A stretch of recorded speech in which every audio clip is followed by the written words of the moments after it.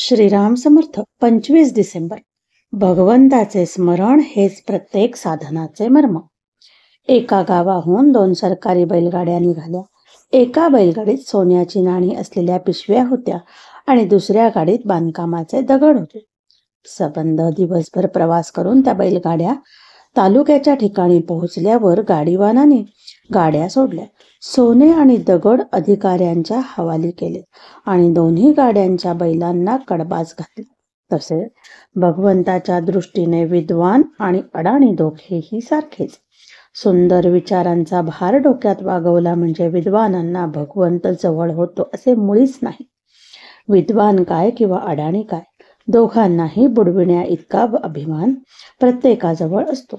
विद्वानाला अभिमान जास्त मारक होतो. विद्येला जगात किंमत आहे, पण ती साधनरूप आहे, साध्यरूप नाही. विद्या ही भगवंताची दासी बनली पाहिजे. पुष्कळ वेळा विद्वान लोक व्यर्थ चिकित्सेने आपल्या आयुष्याचा नाश करून घेतात. साधे भोळे अडाणी लोक भगवंताचे नाम घेऊन मजेने तरून जातात.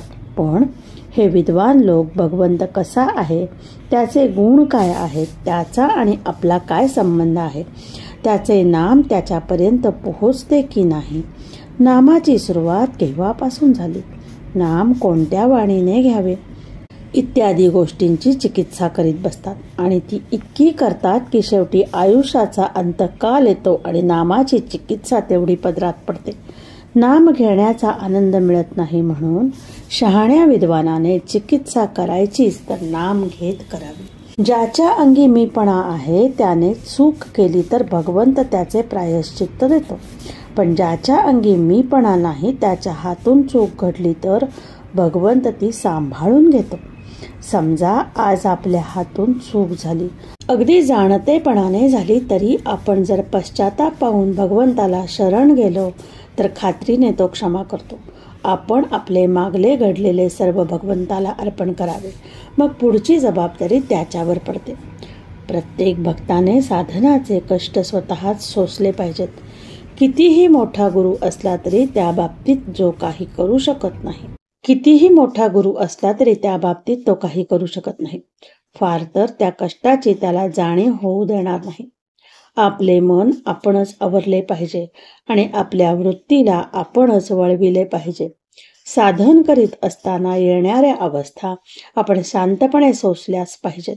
भगवंताकडे जायची साधने पुष्कळ आहेत. इतर साधनांचे कष्ट करून जे साधते तेच थोडे नाम घेतल्याने साधते, पण नामावर तशी श्रद्धा मात्र पाहिजे. प्रत्येक माणसाचे मर्म म्हणजे भगवंताचे स्मरण होय. त्याचा पूर्णपणे समावेश भगवंताच्या नामात आहे.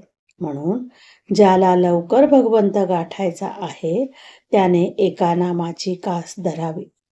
आजचे बोधवचन: नामाबद्दल सर्व शंका घेत गेल्याने आपोआप नाहीशा होता. जय जय रघुवीर समर्थ. जानकी जीवन स्मरण. जय जय राम. श्रीराम जय राम. जय जय राम.